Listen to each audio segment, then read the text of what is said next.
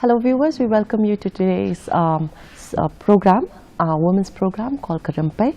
We have in our midst a very young artist and her name is Akangsha Chakrabarty. She was born and brought up in Shillong and she shifted her architecture from architecture to a full-time artist, and we are here today to share her journey from architecture to art and also about her life through her passion. So we welcome you today, Akangsha, and it's a pleasure to have you with us. Thank you so much for having me. Yes, and seeing you shifting from architecture to art, it's something many people I think would really not feel feel doubtful maybe to do that, but seeing that journey of yours and seeing you marketing your artwork to different places around the country as well as on the international level, a lot of things to learn from you today and to talk about. So maybe when before we get to that part of your life, let us know you a little bit more better. Okay. So maybe you can tell us more about yourself. Yes, so I was born and brought up in Shillong, and I grew up attending a bunch of art classes. I would attend like a lot of art competitions as a child. That's where I kind of became very passionate about art, I'd say.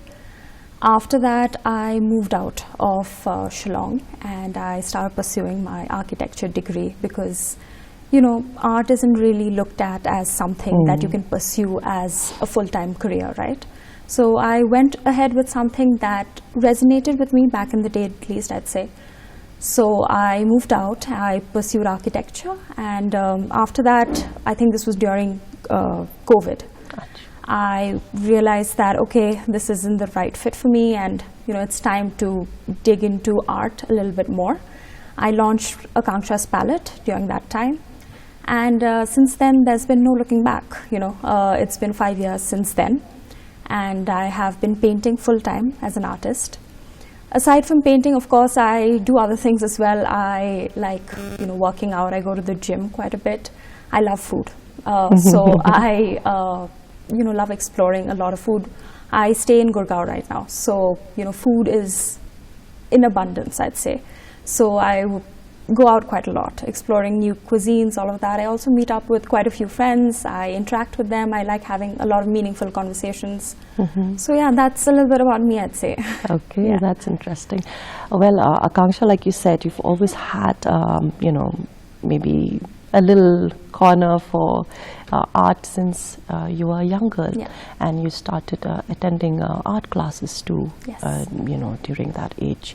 And with time, maybe you saw it, or maybe I could say you felt a passion for it. But I was just wondering, like, what was that point in your life maybe that really, tickled your heart to actually, shift from architecture to become a full-time, artist? Yes. So, like I mentioned, this was during COVID. This was the year 2020. I was always surrounded by art. I would keep, practicing art, but I never saw it as a profession. Okay. I always thought of it as a hobby. But during 2020, during COVID, I didn't have a job. This was just before I started working in the architectural industry. And I thought, okay, I need to do something with my time. I can't just sit around doing nothing. And I thought, okay, why don't I start painting again? And that's when I thought, okay, this can go somewhere. I can take this forward somewhere in my life. And I launched Akangsha's palette. But when I started working in the architectural industry, I noticed, a huge gap between what was being taught in college and what was actually being practiced in the industry. Okay. It was far more technical than I'd like it to be. Initially, there was a lot of breathing room in terms of creativity in college, I'd say, but in the profession, there isn't too much of that. It's far more technical. So I think that was the point at which I realized that, okay, I'd like to do a lot more because I have a lot of creative spark within me, and I want to pursue that fully. And I'd also like to say that the pay wasn't very commensurate to the effort that was put in. So architecture, although it's a flourishing industry, I'd say, but for the effort that you put in, the hours that you put in, the pay isn't the best. So I think I finally realized, I was like, okay, I juggled art and architecture for a few years, simultaneously, working long hours and then coming back and painting. And then I was like, okay, no, I'm at a point where I can let architecture go finally. I can pursue art full time. So I'd say it wasn't a sudden decision. It was a gradual kind of decision that I made slowly over time. Because like you said, Akangsha, like I said, as we introduced the program, I think many people would actually be doubtful to shift from, one profession to another. So be it architecture to art or any other for that matter. Yes. And like you also said, like, the creativity that you had in you was being, somehow subdued in all of that. Yes. And maybe that is the reason why you shifted and became a full-time artist. However, I would also like to know, Akangsha, for the viewers, maybe, how do you market these arts, your artwork? Yeah, so initially when I started, I launched a page on Instagram named Akangsha's Palette, and that was my first step into marketing. So I produced, or rather made, a lot of videos, because that's the kind of content that Instagram promotes quite a lot, rather than static posts.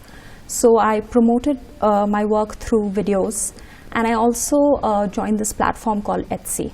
Okay. So this is a marketplace very similar to Amazon, I'd say, where you can list your paintings, and they have like a bunch of other handmade items, and it's a place for artists mainly. Okay. Now I would say the shift has changed, the platform has changed rather, but back in the day when I had joined, it was very compatible with a lot of artists.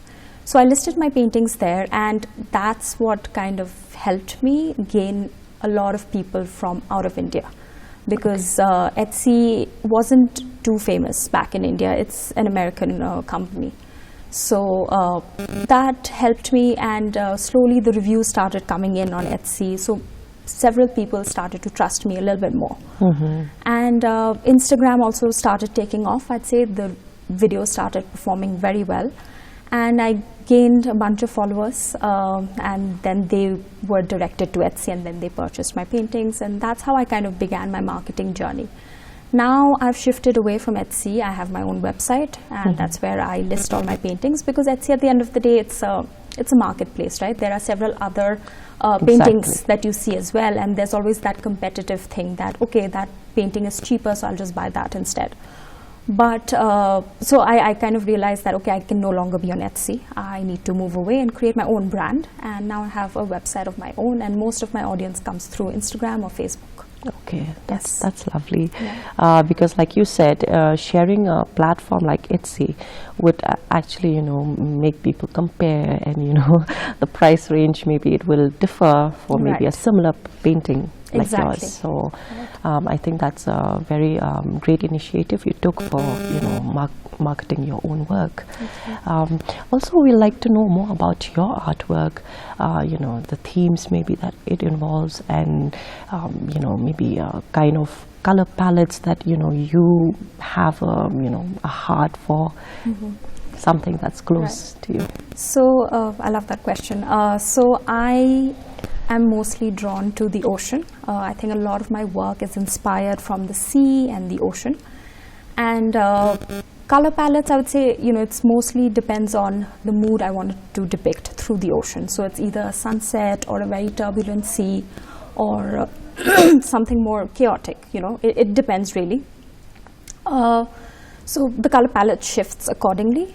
But most of my work is drawn from the ocean. I think that's a very nice subject to paint on, because the mood shifts. It's a very fluid subject. So it's therapeutic for me too in a lot of ways, because I can, just glide my brush from one side of the canvas to the other in a certain rhythm and pattern without really focusing on, the details, I'd say. So that's what most of my paintings are based on. But other than that, I've started moving towards landscapes a little bit. I also paint animals, specifically cats, because I love cats quite a lot. So that's something I've been doing off late, but mostly oceans. Yes. Okay. Is it because, like, you know, there's a kind of attachment you have for oceans or something like that? Attachment in a lot of ways, yes, because I stay in Gurgaon. It isn't very close to the sea per se. You know, it's a very central area. But every time I go to the ocean or I visit a beach, I'm a very observant person, so I tend to notice, you know, the little details, like how the waves kind of merge into one another, how the sky looks, you know, when the sunset falls on the ocean. So I am an observant person, and I think the ocean, I just feel an emotional connection with it, and it resonates with me the most, I'd say. Okay, Yeah. nice, lovely. Well, Akangsha, also, we see that, you know, as you know, time has passed, and you know, a lot of things have changed, and we see that the coming of AI, especially in this generation, has changed a lot of things. The way we, you know, perceive things, the way we, you know, get the results about a lot of things have changed. So, how do you feel, or you know, see it affecting, you know, when it comes to creativity such as art? Do you see any kind of negative impact that, you know, AI could possibly, you know, bring or is bringing at present? Definitely. I think with any kind of technology, there is always the positive and the negative. AI, I believe, is, you know, it's an interesting and powerful tool, you know, and it depends on how the artists use it. I'm not a fan of rejecting technology altogether. So, you know, artists in the past have incorporated technology into their work, right? So photography, digital softwares, be it anything, you know, they've incorporated it. I'd say I too use AI, not as frequently, but I do use it to kind of understand the reference, to explore ideas, or for written and you know, just communication skills, just to improve my communication skills rather. And I would say that there is a line that needs to be drawn. True. And ultimately, you know, you can use AI all you want, but I believe art is not just about the output. It's also about the journey that you take, right? So the materials that I use, how I feel while taking that journey, you know, all of that is very relevant to the process.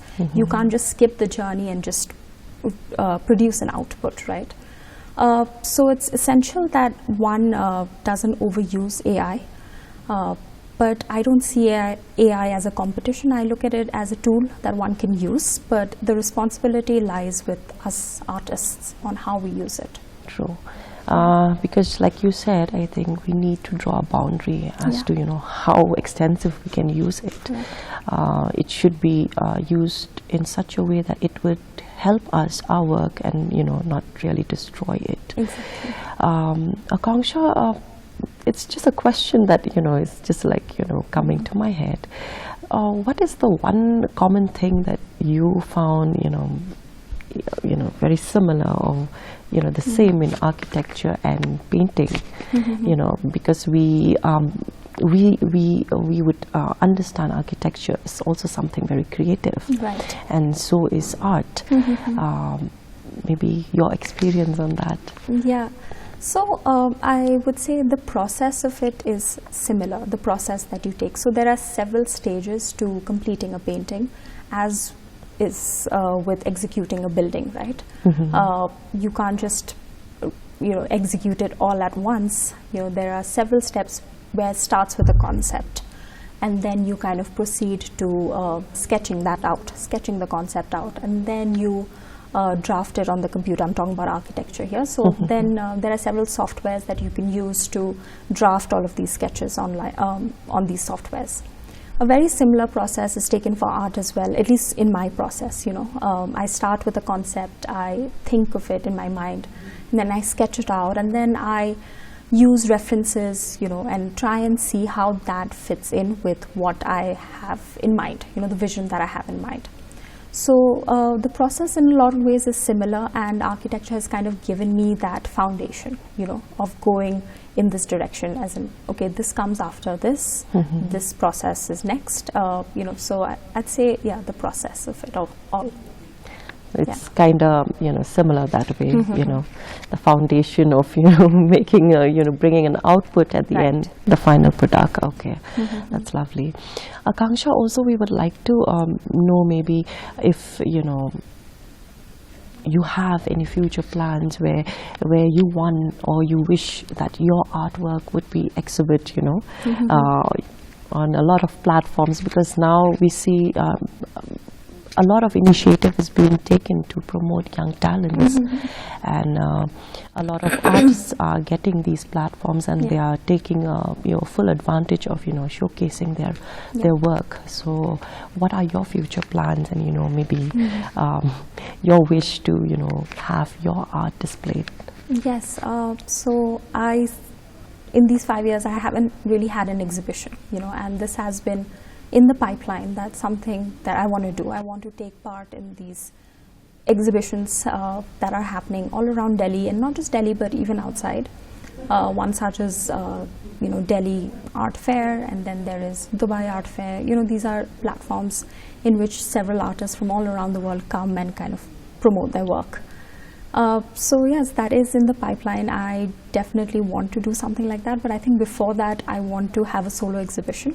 So just exhibit my work and not really have anyone else's work be a part of it.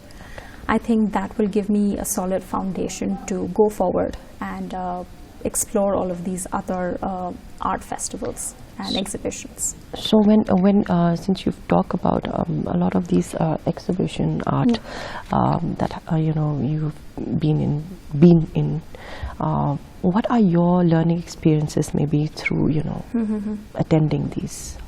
So attending these, I've had a very different experience. I'd say most of my marketing, as I spoke of earlier, is mainly online, right? I haven't really delved into the physical spaces yet where I've exhibited as much, and there's a reason for that. A lot of these exhibitions, they have a lot of these galleries, right? And they have tie-ups with galleries, and I haven't been a fan of promoting my work through a gallery, mainly because I want to take ownership of my work, and I want to be in charge of the marketing, and I also want to speak to the people who are buying my art, and have a connection with them rather than going through a gallery. So that's mainly been my perspective around it. Having said all of that, I think art festivals, they are a good way to meet potential clients and to interact with them and all of that. But I just haven't felt the need to as yet, I'd say. But maybe in the future, I'd like to explore something like this. Okay, lovely. Because like you said, you would like to own your work, your effort, and when it comes to even marketing. So it's something that you would not rather want to go through a gallery or somebody else for that matter. So it's something, the ownership that you want to really have is something really important, I think, when it comes to pursuing something that you have just started. And you shifting again from your career and then to something else, I think you really need to have that ownership. Yes, correct.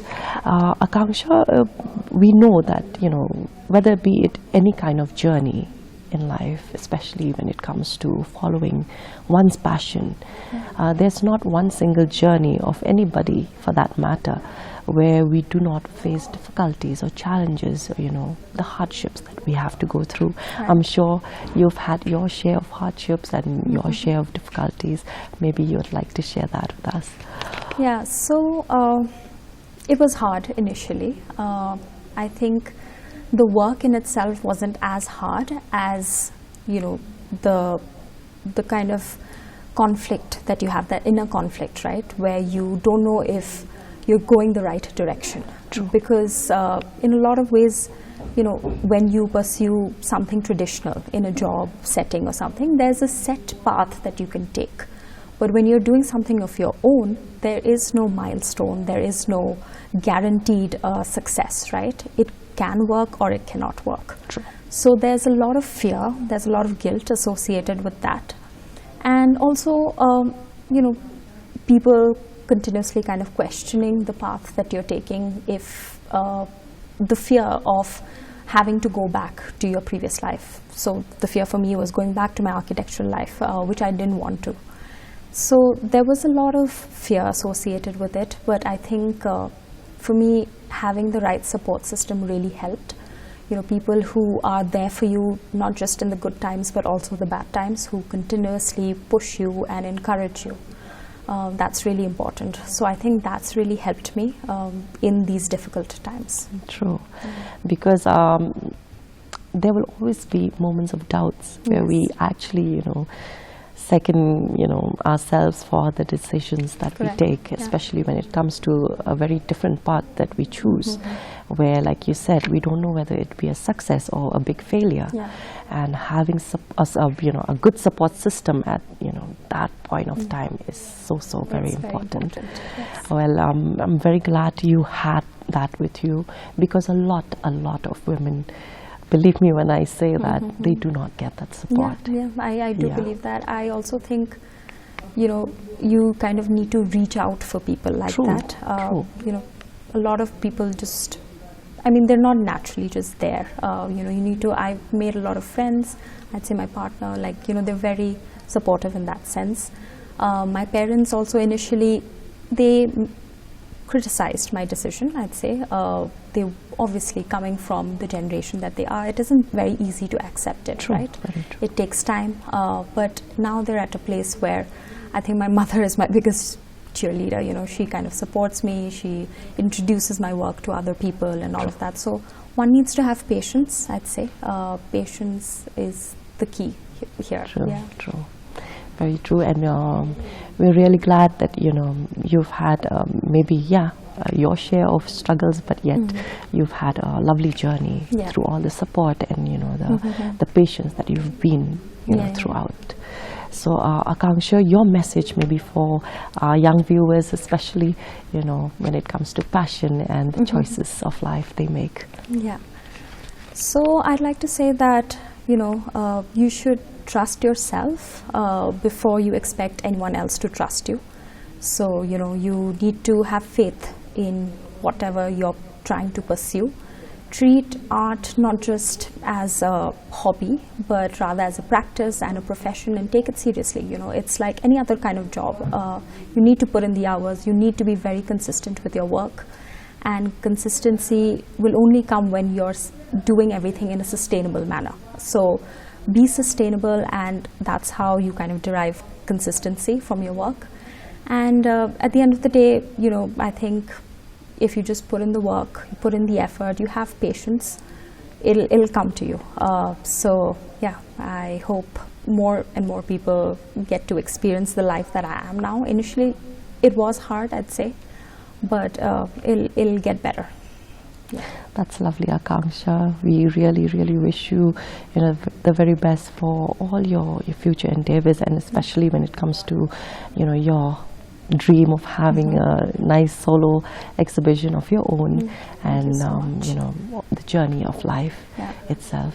From DTK Meghalaya, we'd like to thank you for your time, and also once again wish you all the very best. Thank you so much. Thank you for this Akangsha. opportunity. Thank you so much. Well, friends, that was Akangsha Chakrabarty, a young and talented artist. Yes, she has had her share of struggles and difficulties through the journey that she's been shifting from her architectural world to an artist, but yet she has had a lot of fun, I would say, and a lot of enjoyment throughout that journey as well, when she has had the opportunity to follow her passion as well. So friends, we hope and wish her very well for her future and her art, and we hope to see her exhibition someday being displayed, all her artwork being displayed in our city as well as on other international platforms as well. Well, viewers, that's all we have for today. Until we meet again next time, goodbye.